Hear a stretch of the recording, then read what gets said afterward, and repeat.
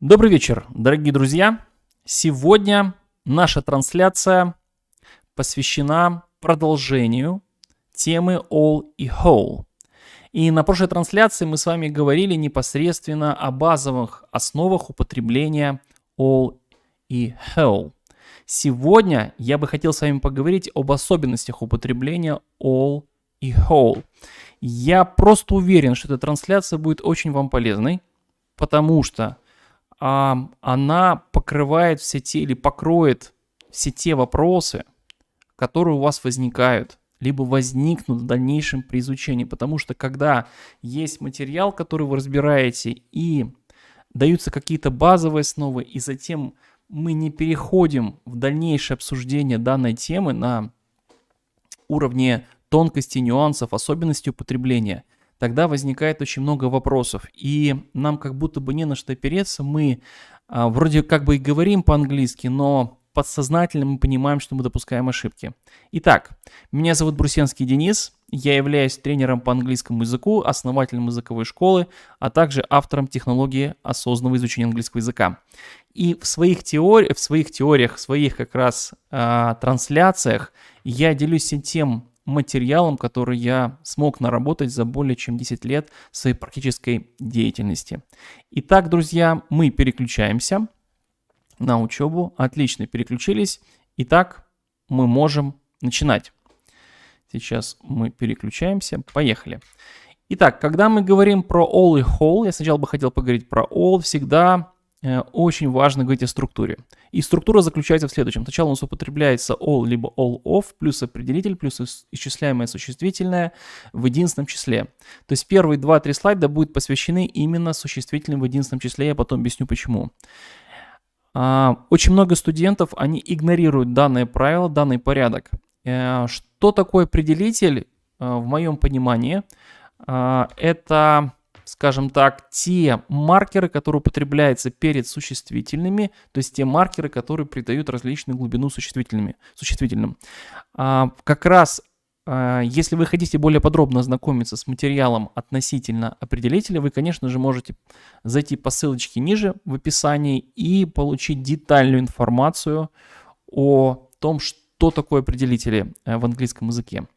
Также, те, кто не смотрел предыдущую трансляцию, вы можете также пройтись по ссылочке и посмотреть предыдущую трансляцию, которая касается непосредственно базовых либо основ употребления all и whole.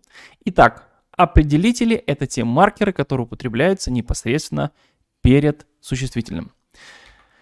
И когда мы говорим про all, то я могу употребить all my family или all of my family. Здесь предлог не имеет значения. Как правило, британцы чаще употребляют of, американцы его не употребляют.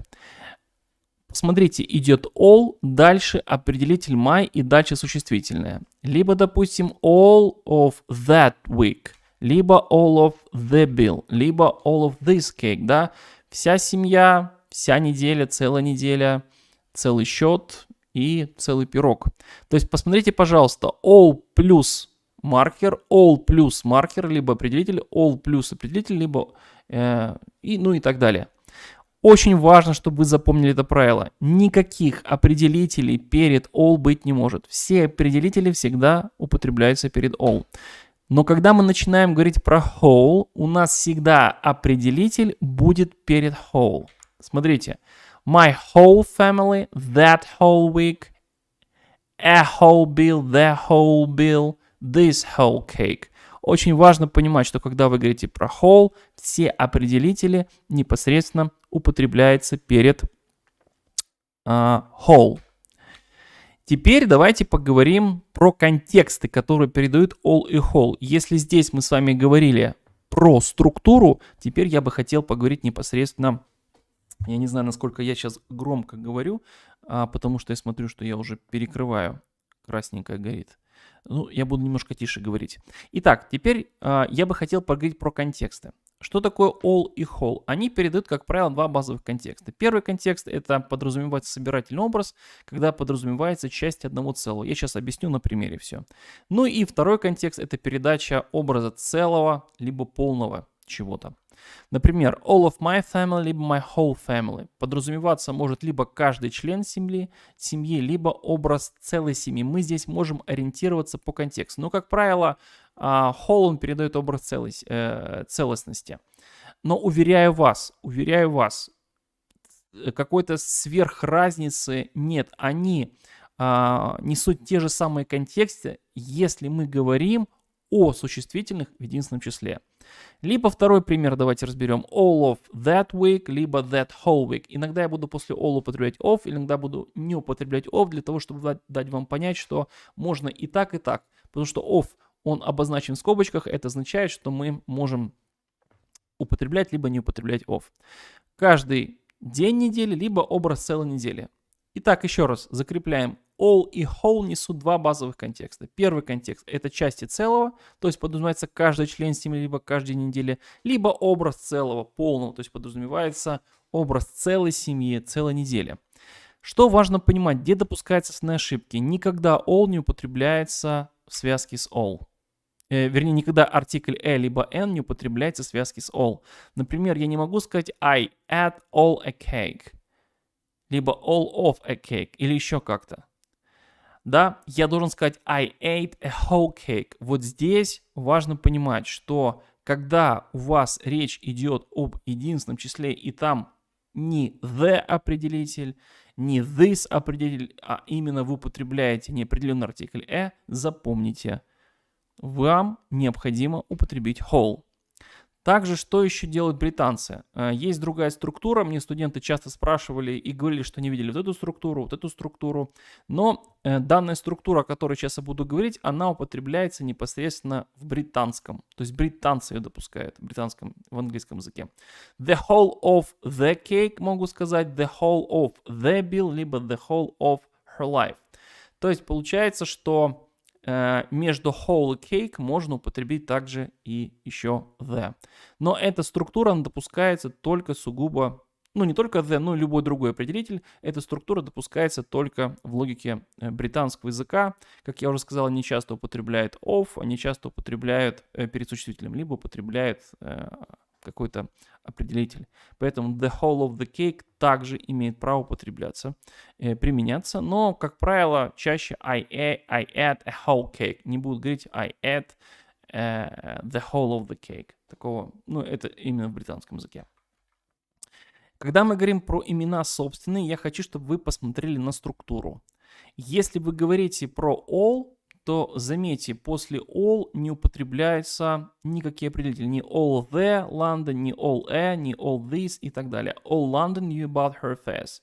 Весь Лондон знал о ее делах, да. Либо the whole of London knew about her affairs. Заметьте, когда мы говорим the whole, у нас обязательно нужно употребить предлог of. И the также является устойчивым. The whole of London. Либо I've read all Shakespeare, либо all of Shakespeare. Заметьте, нету никакого the, и так далее, никакого определителя перед Shakespeare. Но здесь I've read the whole of. То есть появляется предлог the whole of Shakespeare. Точно так, когда мы говорим об именах собственных, все верно. Следующее, I've just read all War and Peace и I've just read the whole of War and Peace. То есть обращаю ваше внимание, что всегда будет the whole и обязательно употребляется of. Вот что я хотел сказать. А если мы говорим про all, у нас, как я уже ранее говорил, никакие определители не употребляются, а непосредственно может употребляться предлог of. Что еще важно сказать? Все предыдущие слайды, они касались непосредственно употребления whole и all по отношению к существительным в единственном числе. Сейчас, и я когда об этом говорил, я говорил, ребята, whole и all, они, как правило, употребляются или передают два базовых контекста. Они одинаковые. Единственное, пожалуйста, обращайте внимание на структуру. Но если вы касаетесь, я об этом говорил в прошлой трансляции, если вы касаетесь множественного числа, то тут уже необходимо понимать следующее. Вам важно различать контексты. Например, Whole либо entire families normally shared one room in the 19th century. То есть целые семьи, целые подразумевается целая семья, да, целые семьи разделяли одну комнату в 19 веке. Либо all families подразумевается каждая семья разделяли одну комнату в 19 веке. Вот тут, где есть множественное число, вот здесь здесь появляется базовое отличие. Там, где присутствует единственное число, никаких отличий быть не может с точки зрения контекста. Единственное, смотрите, пожалуйста, или обращайте внимание непосредственно на структуру. Ну и что еще важно сказать, я хочу это подчеркнуть, я говорил об этом на прошлой трансляции. Важно понять следующее. Когда вы говорите про whole по отношению ко множественному числу, именно ко множественному числу, никакие определители не употребляются по отношению к whole. То есть определители имеют право употребляться по отношению к whole, если мы говорим о существительных и числяемых существительных в единственном числе. The whole cake, a whole cake, this whole cake, my whole cake и так далее. Если мы говорим whole cakes, whole countries, whole families, никакие определители не употребляются. Это очень важно закрепить, это очень важно усвоить и как-то себе на заметку может взять те, кто только об этом слышит. Ну и напоследок я бы хотел поговорить с вами об устойчивых выражениях. All day, all week, all evening, all night и all summer. Я не имею права сказать all of the day. Я часто слышу all the day, all of the day и так далее. Когда мы говорим day, week, evening, night, summer, мы не употребляем of, the и так далее. Но если мы говорим про whole, у нас обязательно употребляется the, он является устойчивым. Идет the whole day, the whole week, the whole evening, the whole night, the whole summer. Давайте сравним примеры. Поэтому вы можете сказать all day, либо вы можете сказать the whole day. All week, либо the whole week. All evening, либо the whole evening. All night, the whole night, all summer, the whole summer. Очень важно понимать, что они являются устойчивыми. Есть, да? Закрепили. Вы потом можете поставить на паузу, еще раз это посмотреть. Еще пару выражений. Есть all that time, общеупотребительное, но и также британцы еще могут сказать all of that time. All of the time, вот давайте разберем пример, чтобы понимать, что несет данная устойчивая структура или выражение. The trip was for 2 hours. Поездка длилась 2 часа. The baby cried all the time. Ребенок плакал все время. И когда я говорю все время, all the time подразумевает следующую ситуацию, что ребенок плакал, затем переставал плакать, потом снова начинал плакать, и так всю дорогу. То плакал, то переставал, то плакал, то переставал, и так 2 часа. Если же вы говорите the whole time, хочу подчеркнуть, что это вот большей частью употребляется носителями языка и американцами, но британцы, конечно же, чаще, если вы будете работать с британским литературой, с британским фильмом, или будут часто с британцами, они чаще, конечно, будут употреблять структуру the whole of the time. Смотрите, та же самая структура. The trip was for 2 hours, the baby cried the whole time. То есть ребенок плакал, не прекращая. Вот в этом заключается разница. All the time плакал, прекращал, плакал, прекращал. И так 2 часа. А the whole time плакал, не прекращая. То есть это длилось non-stop. Ну и all the way и the whole way. Что важно? The whole way на каждом этапе. All the way на каждом этапе. The whole way от начала до конца. Например, let us know and we will support you all the way. Дай нам знать, и мы поддержим тебя на каждом этапе. Если я говорю let us know and we will support you the whole way, мы поддержим тебя от начала до конца. Поэтому можно сказать, что как таковой основной разницы вроде бы и нет, но все в зависимости от того, что вы хотите подчеркнуть. Поэтому all the way и the whole way. Что важно знать, что именно употребление all the time, all the way, the whole way, все, что связано с the, если вы видите, либо all of the time, The является обязательным в употреблении. Он является устойчивым, поэтому логику не ищите. A whole way не нужно говорить. The whole way. Ну и, соответственно, давайте перейдем к практической части. Я хочу обратить внимание ваше на следующее. Данный материал является информативным. Для того, чтобы уяснить все, необходимо хотя бы 3, 4, 5 занятий посвятить этому материалу. И очень важно, чтобы этот материал был интегрирован с другими разделами грамматическими. Еще важно, чтобы вы его отрабатывали именно в переводе с русского на английский. И после этого переходили на разговорную практику. Вот тогда у вас все сядет и все будет хорошо. Достаточно максимум 5 занятий, чтобы все те и предыдущая, и эта трансляция, они уложились в вашей голове. Поэтому не пугайтесь такому объему, уверяю вас, все намного проще, когда вы начинаете все это практиковать. Ну и для того, чтобы закрепить то понимание, либо закрепить то, что я только что проговорил, я предлагаю выполнить следующее упражнение. Вам нужно будет выбрать правильный вариант ответа в данном предложении. Imagine people living life in peace. Представь, что люди живут в мире. All the people, the all people, либо the whole people. Как вы думаете, какой вариант будет здесь правильным?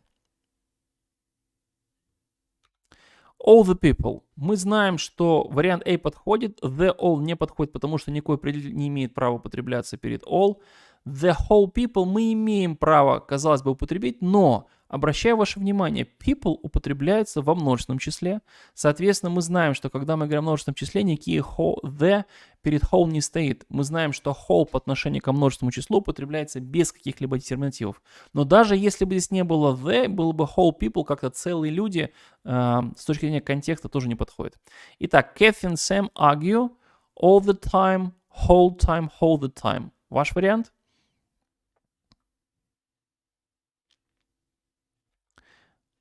All the time, потому что whole time мы употребить не можем, потому что мы знаем, что whole из предыдущей трансляции он не употребляется по отношению к нечисляемым существительным. Time у нас именно употребляется в контексте времени. Дальше, если мы говорим про whole, нужен какой-то, хотя бы был бы нужен определитель the whole, a whole и так далее. А whole the time мы не употребляем, потому что как правило, вот здесь уже должно здесь появиться существительное. А вот непосредственно определитель, он должен появиться перед whole. Поэтому в любом случае, как бы мы ни смотрели на эту ситуацию, на это предложение, all the time. Далее. Country was worried when the disaster happened. Вся страна очень переживала, когда данное несчастье случилось. Ваш вариант. The whole country. Whole the country мы употребить не можем, потому что никакие определители не употребляются после whole. Мы обязаны употребить сразу существительное. The whole, the all country мы знаем, что никакие определители перед all не употребляются. Следующее предложение. People deserve a second chance. People deserve, люди заслуживают второй шанс. Ваш вариант. Либо the all people, либо whole people, или all the people. All the people. Почему? The all, вы знаете, что никакие определители не употребляются перед all. Whole people, конечно же, подходит, казалось бы. Потому что whole, тут нет маркеров, все красиво, все понятно. По правилам английского языка мы должны употребить whole people. Но с точки зрения контекста, whole people, целые люди, здесь немного не подходит. Здесь подразумевается каждый человек. Каждый в отдельности. Поэтому all the people здесь подходит. Дальше. He ate, либо he ate chocolate cake for dinner. An all chocolate cake for dinner, a whole chocolate cake, либо whole chocolate cake for dinner. Ваш вариант? Whole cake. Потому что мы знаем, что никакие определители, во-первых, не употребляются перед all. Также мы знаем, что либо n в связке с all не употребляется. Если бы мы употребляли whole, то whole, если употребляется без определителей, он употребляется по отношению всегда к множественному числу. Здесь у нас единственное число, поэтому мы должны либо the whole, либо a whole chocolate cake, то есть мы должны обязательно употребить какой-то из определителей. Следующее. I've traveled across the old Germany, the whole of Germany, либо all of the Germany. Давайте подумаем.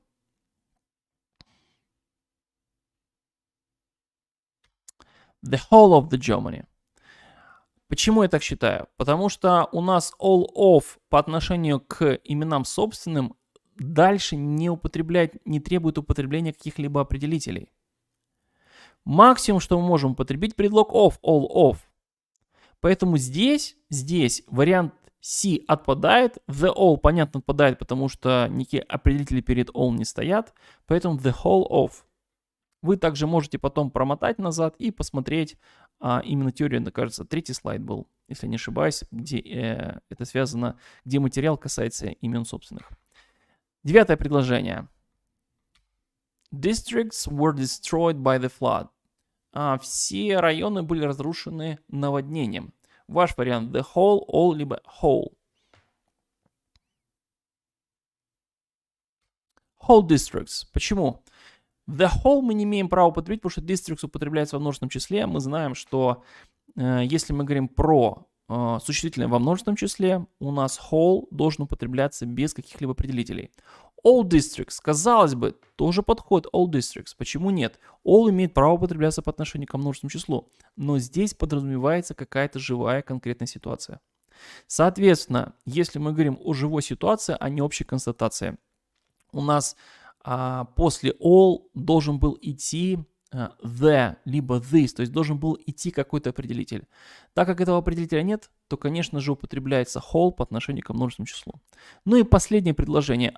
I've been waiting for you my whole, my all, либо my all of life. Ваш вариант? My whole life. Конечно, потому что all, мы знаем, не употребляется. Почему? Потому что уже стоит определитель. Мы не имеем права употребить. All of такой еще структуры нет. Поэтому my whole life, конечно же, употребляется. Итак, дорогие друзья, мы с вами разобрали особенности в употреблении whole и all. Если у вас есть вопросы, пожалуйста, пишите в комментарии. Если понравилось видео, ставьте лайк. Если вы хотите рекомендовать это видео, также вы можете делать пересылки своим друзьям. Вы также, если хотите прослушивать каждый раз, точнее так, если у вас есть желание каждый четверг слушать мои трансляции, вы можете подписаться, нажав на колокольчик. Если у вас есть желание записаться на пробное занятие и поработать со мной индивидуально, посмотреть, что представляет моя система и как я работаю с точки зрения не только передачи информации, но и закрепления материала на практике, с удовольствием регистрируйтесь на занятия, она указана в ссылочке под видео. Я с удовольствием проведу занятие, данное занятие бесплатное.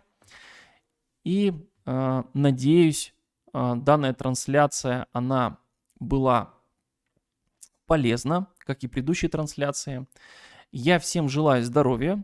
Сегодня у нас 31 декабря 2020 года. И я хочу вам пожелать самое главное – это бодрости духа, это